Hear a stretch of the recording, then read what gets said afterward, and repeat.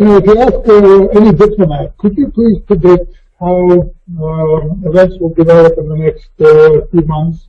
You'll probably hear that, predictions are a thankless and dangerous exercise. We don't do that. If you ask a politician, what do you think is going to happen if country X does this, and what do you think the reaction of country Y would be? You probably hear, it's a hypothetical question, we don't do that. Well, they will do that. Everybody does that. Even we do it at the United Nations. Every human being does that. And they just call it different things.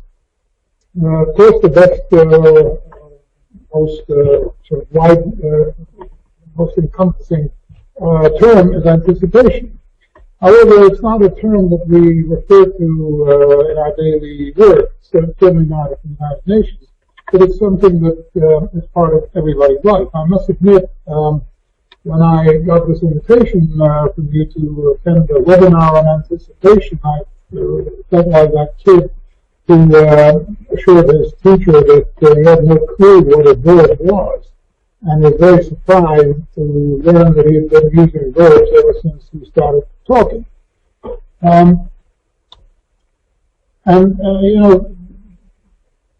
Member states are serious about, and private sector organizations, public organizations, some of them are very serious about anticipating,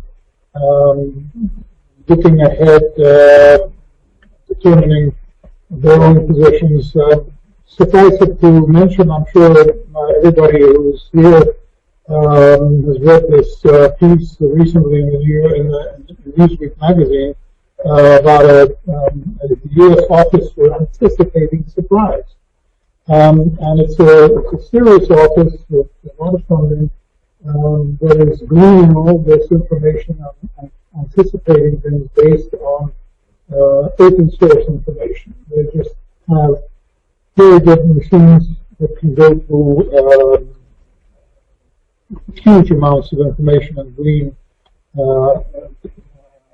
stuff from there that gives them a leg up.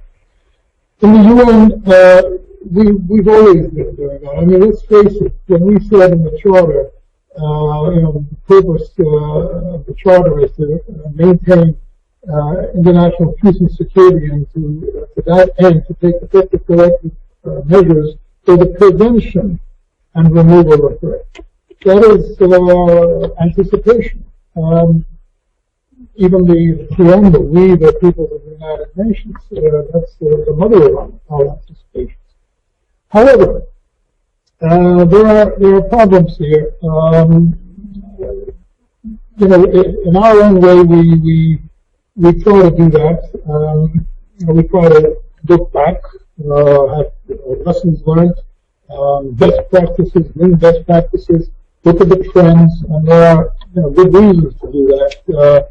I don't want to go into all the trends with the time constraints we're here, but look at the negative things. The changing nature of conflict, for one, increasing sense of disorder in the world, increasing lack of trust, deficit of trust. What Alan Tucker in 1970 called a future shock, overload of information. Well, maybe it's not that shocking, and maybe we're not that overloaded, but still there is a technological and demographic explosion which we still need to get a grip on and put it to better use. So there's a lot of things. I don't want to go into all of them. We all know them, and we are trying to collectively to address them through the Sustainable Development Goals, which again are anticipation, and if we agree, even some recipes of how to reach them.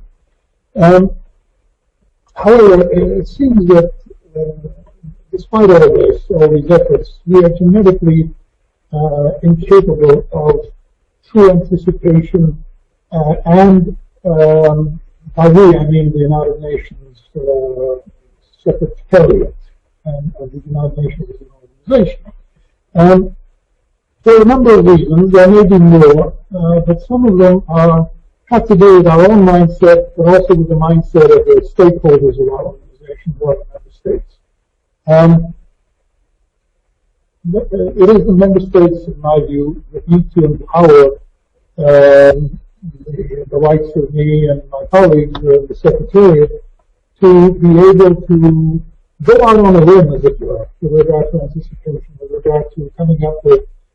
We all talk about thinking out of the box and so on, but it's not always something that has its own place and niche in our daily work.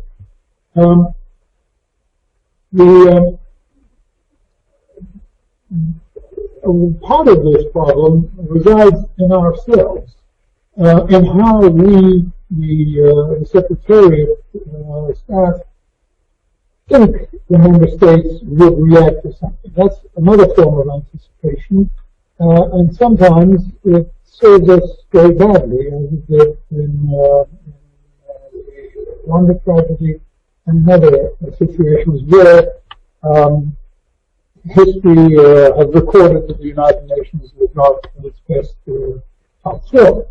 However, it is anticipation in the wrong way. It is trying to prejudge what would be the reaction of our stakeholders and members of our board, as it were.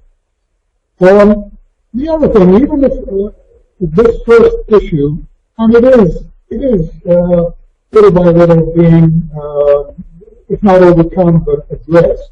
Even if this were to be overcome, we still need to, once we have anticipated that there is a problem, we need to move, and here lies the second part of this huge paradigm shift that we need to achieve. We need to address what we have determined. We need to move from reaction to prevention. We have anticipated something, there is a problem down the pike, we need to quickly address it. I have yet to see a finance ministry of any member state of any caliber willing to shell out money for something that a group of individuals or an organization has come up and said, this will be a problem soon. So this is something that needs to be put into the bloodstream, both of the member states, but also of the United Nations, and indeed of all the organizations of the system. Another thing is, and this would be probably the last consideration, maybe not on such a grand scale, but we are all about, not all about, but we are very big on big summits and big events and so on. We have, for example, not to pick on an organization or an event, but we would have, for example, a platform for the international disaster reduction sensibilization, the 3,000 guests, and then in the space of a couple of weeks thereafter, the country of Nepal is wiped off the map of the world for very practical purposes. So that also is, I think, slightly misplaced sort of accents, I would say. I'm